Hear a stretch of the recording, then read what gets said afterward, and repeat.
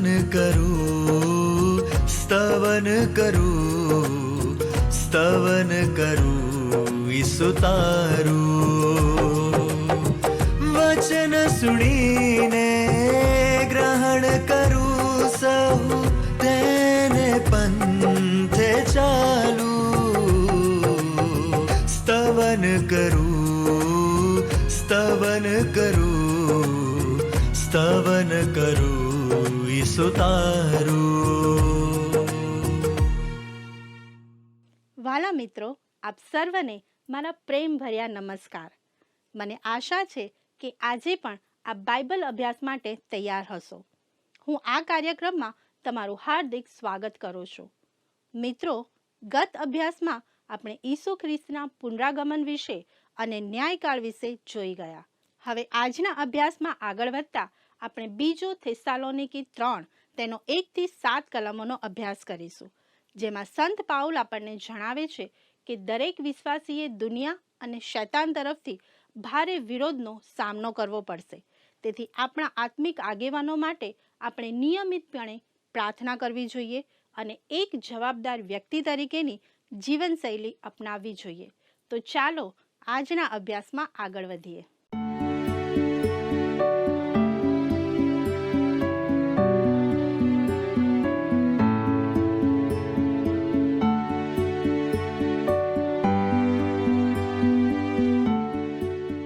વાલા દર્શક મિત્રો, નમસ્કાર.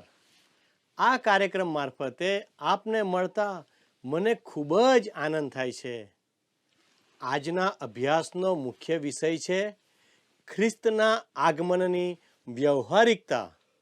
વાલા દર્શક મિત્રો, વિશ્વાસીઓએ ઈશ્વરના વચનમાં સ્થિર થવાનું છે. તે સત્ય સાથે બીજો અધ્યાય પૂરો થયો. તેમાં પ્રેરિત પાઉલ જણાવે છે કે ઈશ્વર આપણા હૃદયને દિલાસો આપે છે અને વચનમાં તથા કાર્યમાં આપણને દ્રઢ કરે છે. આ તો પ્રભુ ઈસુ પ્રત્યે આપણી વફાદારીની વાત છે. સંત પાઉલ ખ્રિસ્તમાં આપણા અદ્ભુત સ્થાનની વાત કરે છે.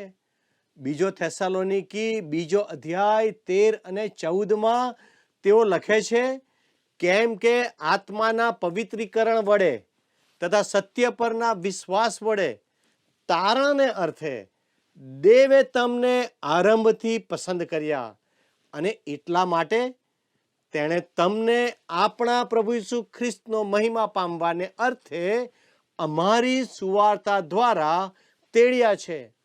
ભલા દર્શકો, આ તો ચોક્કસ ઉત્તેજનદાયક અને ઉત્સાહભરી બાબત છે. હવે સંત પાઉલ 3 અધ્યાયમાં જણાવે છે કે વિશ્વાસીઓ તરીકે આપણી કેટલીક ચોક્કસ જવાબદારીઓ છે. જેમ તેમણે એફેસસની મંડળીને કહ્યું તેમ તમને તેડવામાં આવ્યા છે, તે તેડાને યોગ્ય થઈને ચાલો. જે એફેસીઓનો પત્ર 4 અધ્યાય તેની 1 કલમમાં જોવા મળે છે. ભલા દર્શક મિત્રો, વિશ્વાસીઓએ પોતાની ચાલ અને વર્તનમાં સ્થિર થવાનું છે. તે વિશે આપણે બીજો થેસાલોનિકી તેનો 3 અધ્યાય તેની 1 થી 7 કલમમાં અભ્યાસ કરવાના છે. તો ચાલો દર્શકો, પ્રથમ 2 વચનો આપણે ધ્યાનપૂર્વક નિહાળીએ, જ્યાં આ પ્રમાણે નોંધવામાં આવ્યું છે, છેવટે ભાઈઓ, અમારે સારું પ્રાર્થના કરો કે જેમ તમારે ત્યાં થાય છે તેમ પ્રભુની વાતનો ઝડપથી પ્રચાર થાય અને તેમનો મહિમા વધે અને આડા તથા દુષ્ટ માણસોથી અમારો બચાવ થાય, એ માટે પ્રાર્થના કરો. કેમ કે સર્વ માણસો વિશ્વાસ કરનાર નથી. વાલા દર્શક મિત્રો, અહીં સંત પાઉલ કહે છે કે ઈશ્વરનું વચન વિશ્વાસીને દુષ્ટ જગતનો સામનો કરવા શક્તિમાન કરે છે. ઈશ્વરનું વચન એટલે કે પવિત્ર ગ્રંથ બાઇબલ વિશ્વાસીને તેની ચાલચલગતમાં સ્થાપિત કરે છે. ભલાઓ, આ સંત પાઉલના પત્રનો અંતિમ ભાગ છે. તેમાં તેઓ લખે છે, ભાઈઓ, અમારા માટે પ્રાર્થના કરો. ભલા મિત્રો, પ્રાર્થના એવી બાબત છે કે જેમાં દરેક વિશ્વાસી જોડાઈ શકે છે. ખરું ને? સર્વ વિશ્વાસીઓએ પ્રાર્થના કરવાની છે. જો કોઈ કામ સફળ બનાવવું હોય તો તેને માટે પ્રાર્થના થવી જ જોઈએ. દરેક સફળ વ્યક્તિ પાછળ પ્રાર્થના અગત્યનો ભાગ ભજવે છે. જેઓ ઈશ્વર માટે કામ કરે છે તેઓ માટે પ્રાર્થના કરનારા લોકો હોય છે. ભલા દર્શક મિત્રો, સંત પાઉલ થેસાલોનિકાની મંડળીને પ્રાર્થના કરવા કહે છે, જેથી પ્રભુની વાતનો ઝડપથી પ્રચાર થાય. ભલાઓ, સંત પાઉલ એક વિશેષ અને અજોડ સેવા કરી રહ્યો હતો. તે શુભ સંદેશ ફેલાવનાર સુવાર્તિક હતો. પવિત્ર ગ્રંથ બાઇબલમાં નવા કરારના વિભાગમાં સુવાર્તિક શબ્દનો અર્થ મિશનરી પણ થાય છે. સંત પાઉલ પાળક પણ હતો અને ઈશ્વરના વચનનો શિક્ષક પણ હતો. તેમણે એ બધી જ ધર્મ સેવાઓ થેસાલોનિકામાં પણ કરી હતી. તેમણે તેઓને પ્રભુ ઈસુ તરફ વાળ્યા હતા અને શિક્ષણ આપ્યું હતું. હવે તેમના પત્રમાં તેઓ સાથે પાળક જેવો વ્યવહાર કરે છે. તે ફક્ત વચનોનો બોધ જ આપતો નથી, પણ તે તેઓને દિલાસો અને સલાહ સૂચન પણ આપે છે. એક બાબતમાં તે તેઓને જોડાવા કહે છે, તે તો પ્રાર્થના છે. વહાલા દર્શક મિત્રો, અહીં નોંધ્યું છે, અમારા માટે પ્રાર્થના કરો કે જેમ તમારે ત્યાં થાય છે તેમ પ્રભુની વાતનો ઝડપથી પ્રચાર થાય અને તેનો મહિમા વધે. વહાલા મિત્રો, આજે આપણે સર્વ સુવાર્તિકો અને મિશનરીઓ માટે પ્રાર્થના કરવાની છે કે શુભ સંદેશ સર્વત્ર ફેલાઈ જાય. તેઓ દ્વારા ઈશ્વરના વચનને ઊંચું કરવામાં આવે તે જરૂરી છે. આપણે પ્રાર્થના કરીએ કે લોકોના જીવનોમાં ઈશ્વરના વચનને ઊંચું સ્થાન મળે અને તેઓ ઈશ્વરને મહિમા આપે. વહાલા દર્શક મિત્રો, હું તમને વિનંતી કરું છું કે તમારા બાળક માટે પ્રાર્થના કરો. બાઇબલ શિક્ષક તરીકે વિવિધ જગ્યાએ સેવાઓ આપવી સરળ છે, પણ બાળકની સેવા મુશ્કેલ છે. બાળકને ખૂબ મોટી જવાબદારીઓ હોય છે. તે એવા લોકો સાથે કામ કરે છે કે જેઓના વિચારો સુસંગત ના હોય. વહાલા દર્શક મિત્રો, પાઉલ પણ પ્રાર્થના માટે વિનંતી કરતા કહે છે, અને આડા તથા દુષ્ટ માણસોથી અમારો બચાવ થાય એ માટે પ્રાર્થના કરો. મંડળીમાં પણ આડા અને દુષ્ટ લોકો હોય છે. બાળક આવા લોકોથી બચી જાય માટે તેમને આપણી પ્રાર્થનાઓની જરૂર છે. સુવાર્તિકનું કાર્ય પ્રસૂતિ કરાવનાર નર્સ કે ડોક્ટર જેવું હોય છે. તે નાના બાળકને જગતમાં જન્મ લાવે છે. તે ખૂબ જવાબદારી ભર્યું અને ગંભીર કાર્ય છે. પણ પછી તે બાળકને તેના ડોક્ટરને સોંપી દે છે. આ ડોક્ટર બાળકના પોષણ વિશે સારવાર કરે છે. વહાલા મિત્રો, બાળક આ બાળકોના ડોક્ટર જેવો છે. તે સંતો અને નવા વિશ્વાસીઓ સાથે પણ વ્યવહાર કરે છે. આજ તો ખરું કામ છે. બાળક મંડળીના સર્વ બોજ ઉઠાવે છે. પરંતુ બાળકને પણ પ્રશ્નો અને મુશ્કેલીઓ હોય છે. સંત પાઉલે પણ પ્રાર્થના માટે વિનંતી કરી, જેથી તે આડા અને દુષ્ટ માણસોથી બચી જાય. હા, ઘણીવાર સુવાર્તા પ્રચારના કાર્યમાં મંડળીના લોકો પણ મુશ્કેલી ઊભી કરે છે. ઘણીવાર સંતો, પાળકો, ધર્મસેવકો તથા સુવાર્તિકો પર હુમલા કરતા હોય છે અને તેઓને મુશ્કેલીમાં મૂકે છે. તેઓ સર્વ ભેગા મળીને ઈશ્વરના વચનને પ્રગટ કરે તો કેવું સારું. વહાલા દર્શક મિત્રો, સંત પાઉલ કહે છે કે સર્વ માણસો વિશ્વાસ કરનાર નથી. સંત પાઉલે જે સિદ્ધાંતો શીખવ્યા તેને વળગી રહેનાર નથી. પ્રેરિતોએ મંડળીને જે સિદ્ધાંતો શીખવ્યા છે તેના પર મંડળીનો પાયો ટકી રહે છે.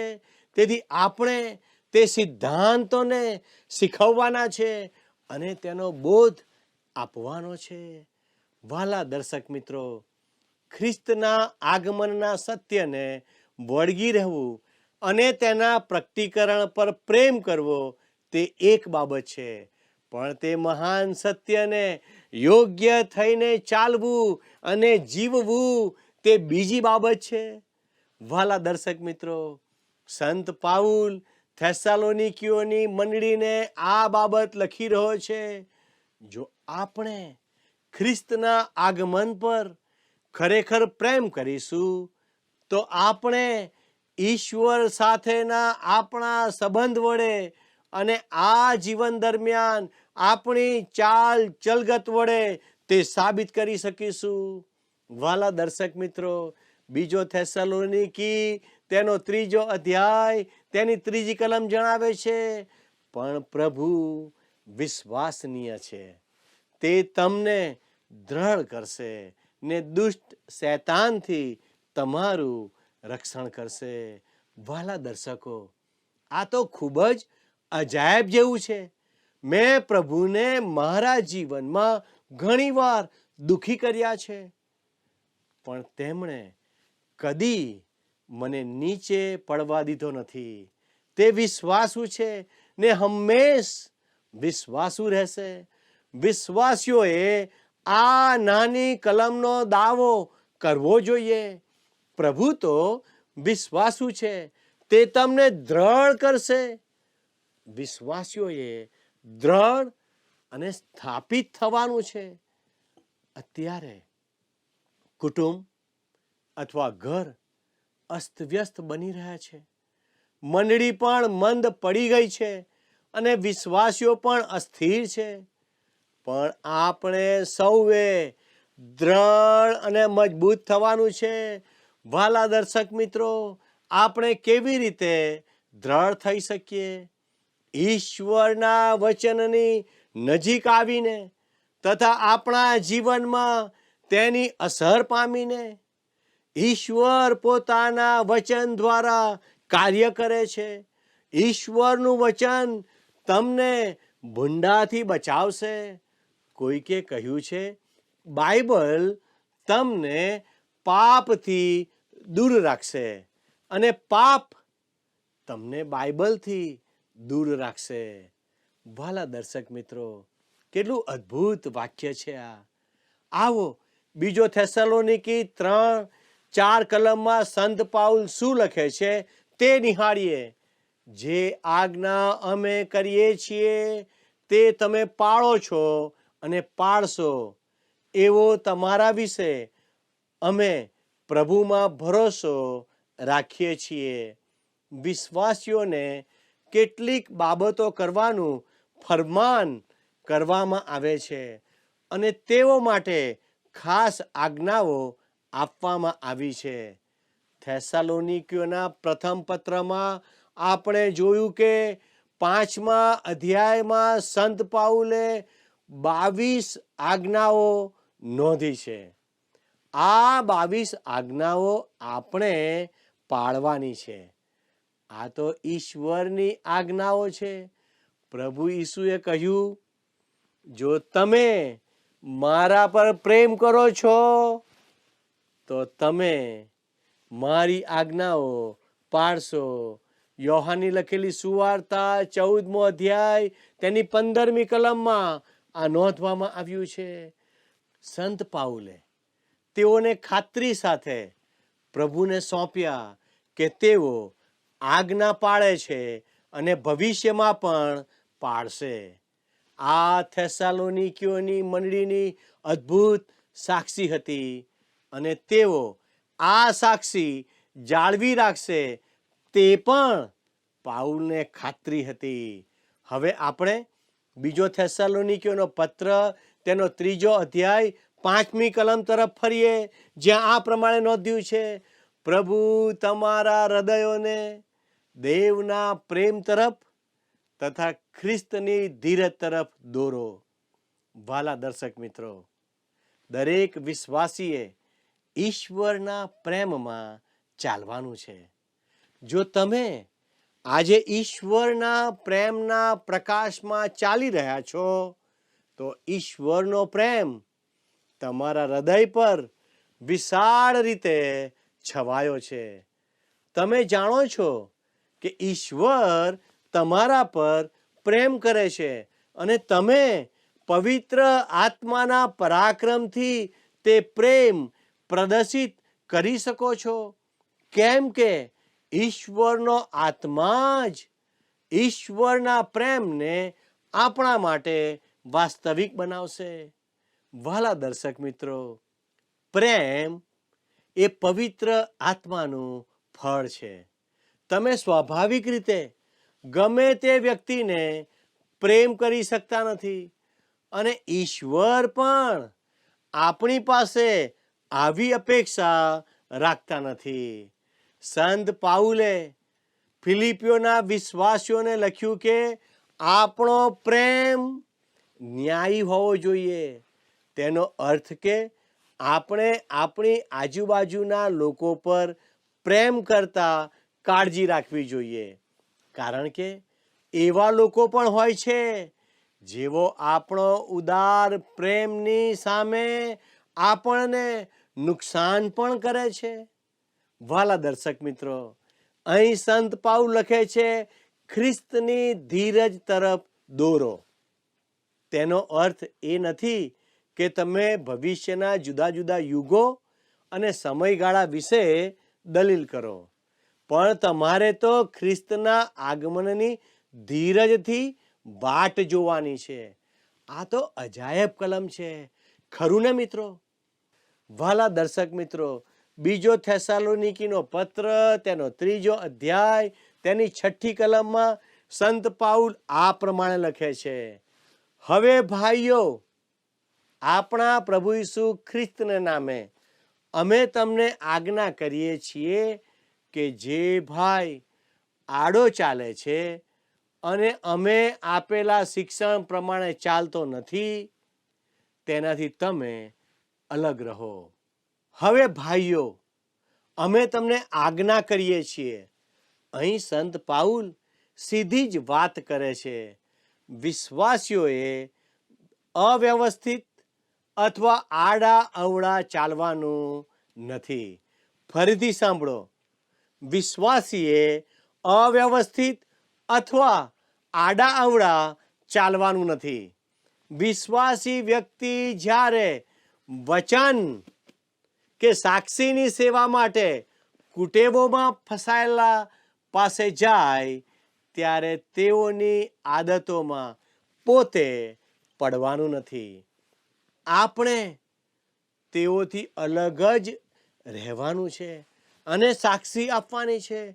આપણે તેઓ સાથે ભળી શકતા નથી. આપણે કોને અનુસરવાનું છે તે ઈશ્વર સ્પષ્ટ કરે છે અને આપણે ઈશ્વરને વફાદાર રહેવાનું છે. વાલા દર્શક મિત્રો, આપણા અભ્યાસમાં આગળ વધીએ અને બીજો થેસાલોનિકી તેનો 3જો અધ્યાય તેની 7મી કલમ ધ્યાનથી નિહાળીએ, જ્યાં આ પ્રમાણે નોંધવામાં આવ્યું છે, કેમ કે કેવી રીતે અમારું અનુકરણ કરવું તે તમે પોતે જાણો છો, કેમ કે અમે તમારી સાથે રહીને અયોગ્ય રીતે વર્ત્યા નહોતા. એક જ સ્વભાવના કે જાતિના લોકો સાથે મળતા હોય છે.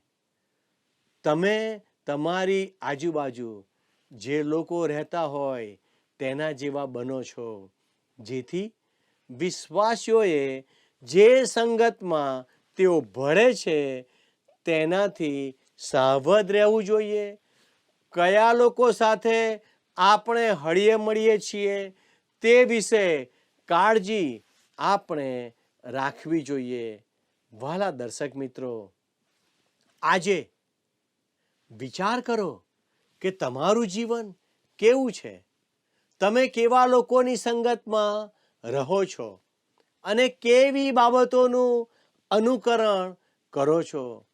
શું તમે સંપૂર્ણ રીતે ઈશ્વરના માર્ગમાં ચાલીને ઈશ્વરને વફાદાર રહો છો? ઈશ્વર તમને તેમના માર્ગમાં ચાલવા અને વિશ્વાસી લોકોની સંગતમાં રહેવા સહાય કરે, એ જ મારી પ્રાર્થના છે. અને આવો આપણે ઈશ્વરની સહાય માંગીએ અને પ્રાર્થના કરીએ.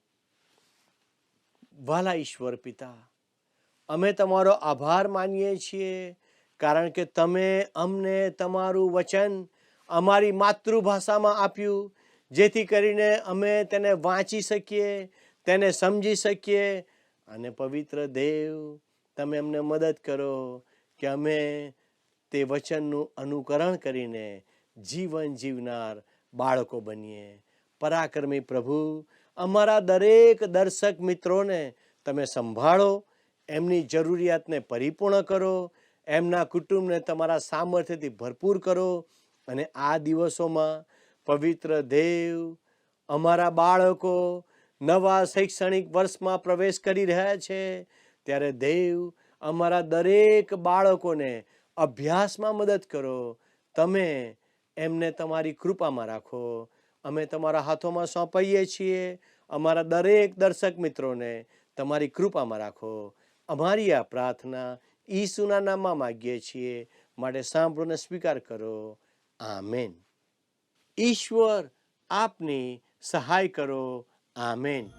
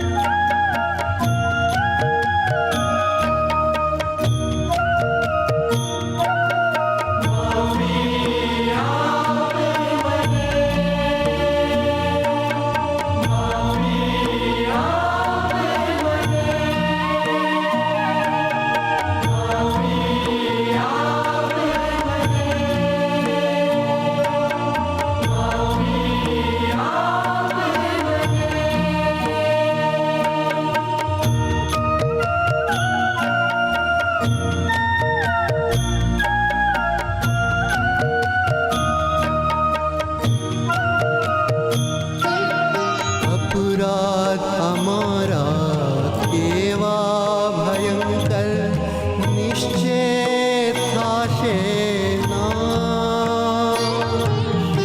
अपराध हमारा केवा भयंकर निश्चय थाशे नाश। निश्चय थाशे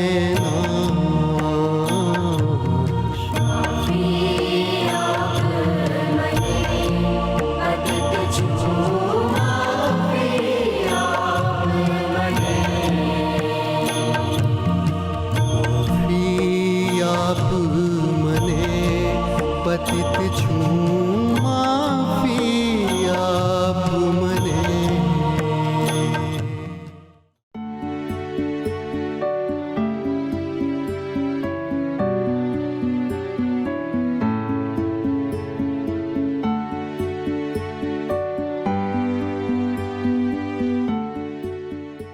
વાલા મિત્રો, પ્રભુનો સંદેશ ઝડપથી અને વ્યાપક રીતે ફેલાય તે માટે સંત પાઉલ આપણને હંમેશા પ્રાર્થના કરવા જણાવે છે. વિશ્વાસીઓને તે શીખવે છે કે તેઓએ સારા કર્તવ્ય તરફ ધ્યાન આપવું જોઈએ અને ઈશ્વરનો મહિમા થઈ શકે તેવી જીવનશૈલી અપનાવવી જોઈએ. વાલા મિત્રો, આ સમયમાં આપણે પ્રાર્થના કરવી જ જોઈએ. સંત પાઉલ જણાવે છે કે જેઓ આડા માર્ગે ચાલે છે અને પ્રભુના માર્ગમાં ચાલતા નથી એવા લોકોથી આપણે દૂર રહેવાનું છે. ઈશ્વરના બાળકો તરીકે આ બાબત આપણે હંમેશા ધ્યાનમાં રાખવી જોઈએ. મિત્રો, આજની આપણી બાઇબલ ક્વિઝનો પ્રશ્ન છે, વિશ્વાસીઓએ પોતાની ચાલમાં અથવા વર્તનમાં કેવા રહેવું જોઈએ? એ સ્થિર, બી કડક, સી ઢીલા અને ડી મજબૂત. મિત્રો, ગત પ્રશ્નનો જવાબ છે એ પરાક્રમ. મિત્રો, આજનો અભ્યાસ આપને કેવો લાગ્યો? આપના પ્રતિભાવો અમને ચોક્કસ જણાવશો. અમારો સંપર્ક નંબર છે 94 29 37 56 10. આ નંબર ઉપર વોટ્સએપ મેસેજ પણ કરી શકો છો. ધન્યવાદ. શું તમને આ કાર્યક્રમ ગમ્યો? અત્યારે જ અમને મિસ કોલ કરો.